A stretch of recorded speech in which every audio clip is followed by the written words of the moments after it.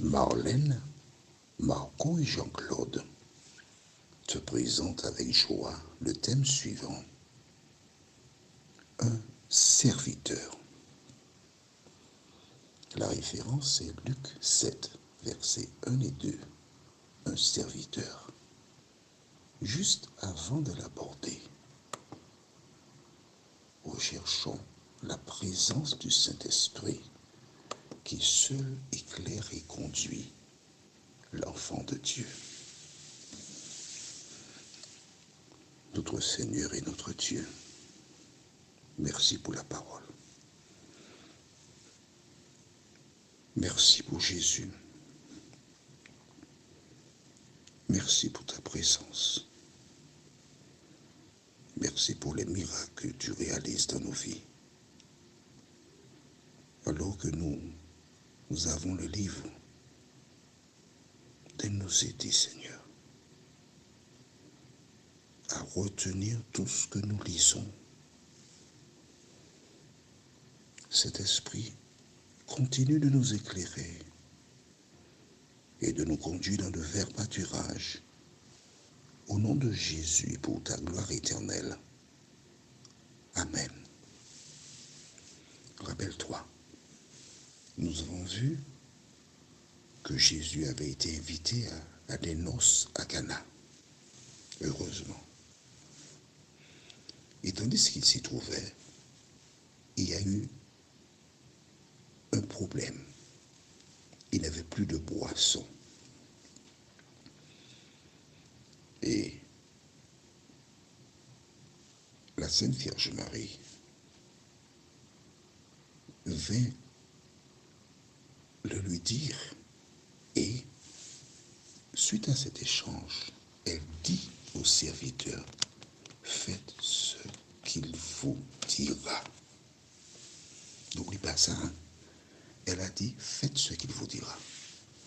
Les serviteurs étaient là, ils attendaient l'ordre de Jésus. Et c'est ainsi qu'il leur ordonna de mettre de l'eau dans des vases. Ils le firent. Ensuite, d'emmener, de puiser, de prendre donc à l'intérieur et d'emmener pour leur donateur du repas. Les serviteurs savaient que c'était de l'eau qu'ils avaient mis dans les jarres.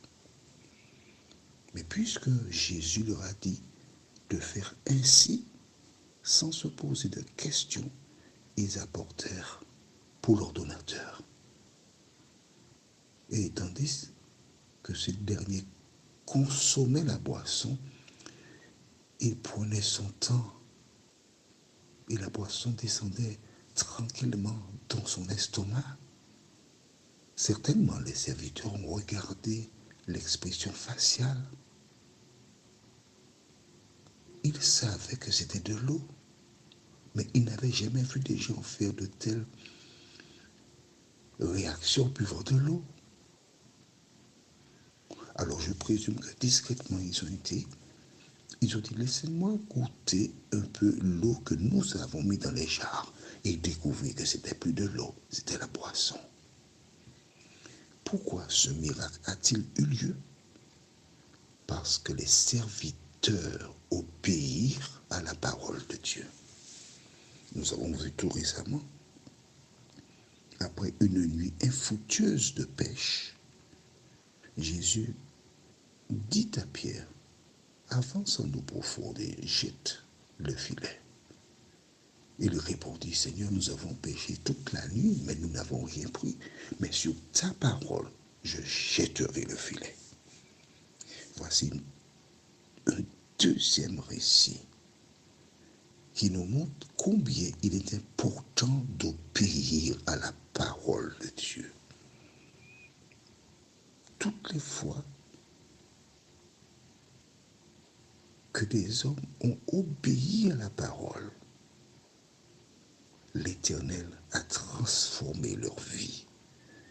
Et Dieu veut transformer ta vie. Nous avons vu, lors de la dernière étude, que les gens se massaient pour écouter Jésus. Ils ne voulaient pas rater. Aujourd'hui, dans certaines communautés, quand je m'adresse aux personnes qui se livrent à la prédication dans des communautés, si pendant que tu parles, tu vois des gens dormir, tu dois te remettre en question. Si pendant que tu parles, tu vois des gens avec leur portable, tu dois te remettre en question. Si pendant que tu parles, tu vois des gens qui échangent, tu dois te remettre en question. Car toutes les fois que Jésus s'exprimait, les gens avaient faim et soif de la parole de Jésus. Les paroles de Jésus leur apportaient le réconfort. Les paroles de Jésus leur apportaient la vie. Alors toi aussi, tu dois être en mesure de nourrir le peuple de Dieu. Nous allons dans le livre de Luc, chapitre 7. Nous étions dans Luc 5 la dernière fois, et là maintenant nous sommes dans Luc, chapitre 7. Et nous verrons quelque chose de fondamental. Nous lisons les versets 1 et 2.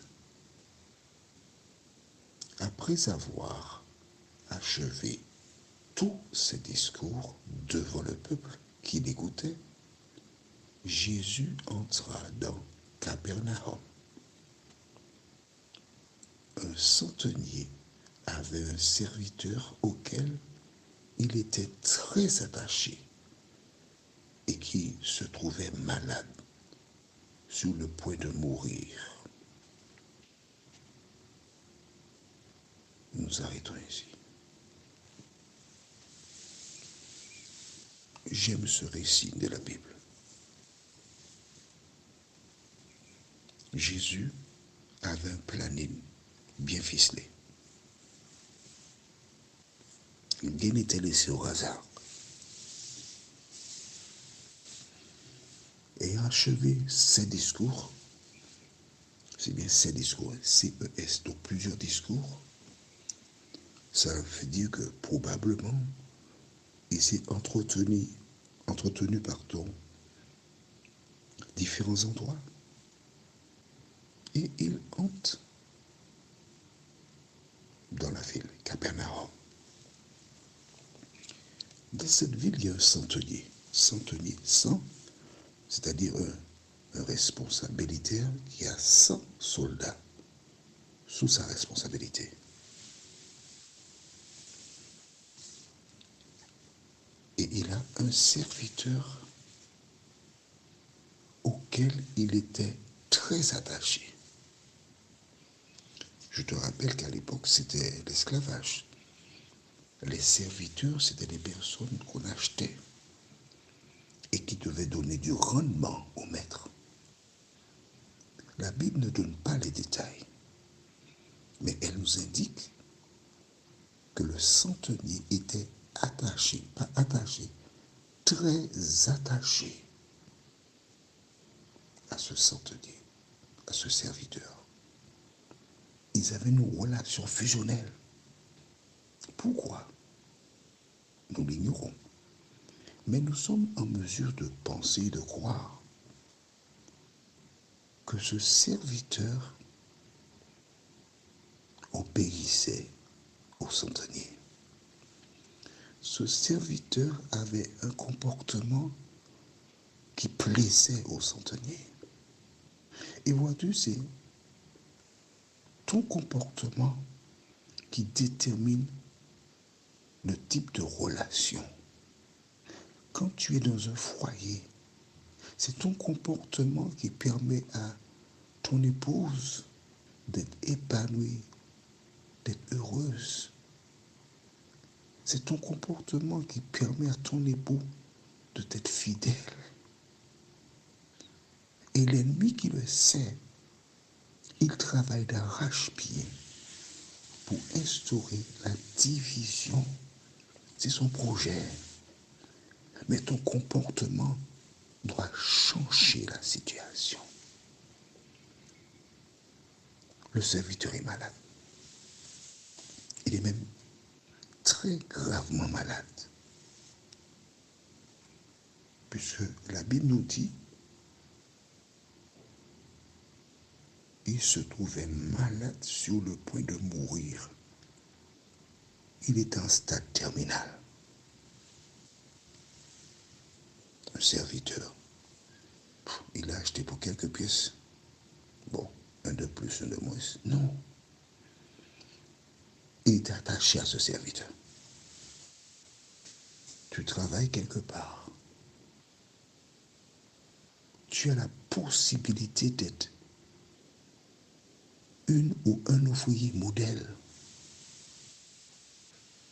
Et quand ton patron, ton directeur ou la personne responsable arrive, elle sait qu'elle peut compter sur toi.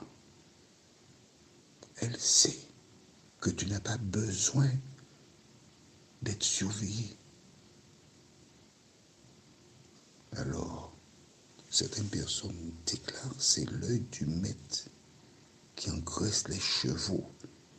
Il y a des personnes qui ont besoin, en tout temps, que quelqu'un soit derrière elle. Mais là, non. Le centenier aimait son esclave, son serviteur. Quels sont tes rapports avec ceux que tu côtoies? Est-ce que la relation est suffisamment bonne pour que les responsables soient attachés à toi? C'est ça la vérité. Si tu es quelqu'un qui craint Dieu, tu sais que c'est ton comportement qui facilitera la relation. Alors, que fera ce centenier qui tient à ce serviteur?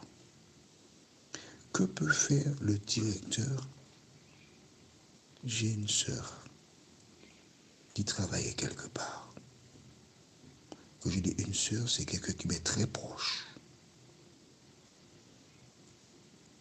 Elle était toujours disponible, non seulement pour faire son travail, mais aussi aider celles et ceux qui avaient difficulté à remplir leurs tâches. Tant et si bien que son directeur lui donna une appréciation pour qu'elle ait le maximum à l'heure de la retraite. Son comportement. Aujourd'hui, ce dont nous avons besoin, ce sont des femmes et des hommes qui ont Jésus en eux et qui reflètent son caractère. Prions notre Seigneur et notre Dieu. Ce centenier romain a un problème parce que son serviteur est sur le point de mourir. À travers ce récit, tu nous parles et tu nous montres comment le Saint-Esprit visite tous les hommes. Merci de continuer de nous éclairer. Nous t'avons prié au nom de Jésus pour ta gloire éternelle. Amen. Notre thème sera « Ayant entendu ». La référence, c'est Luc 7, verset 3. Le thème « Ayant entendu ». La référence, Luc 7, verset 3. Il me tarde de te retrouver.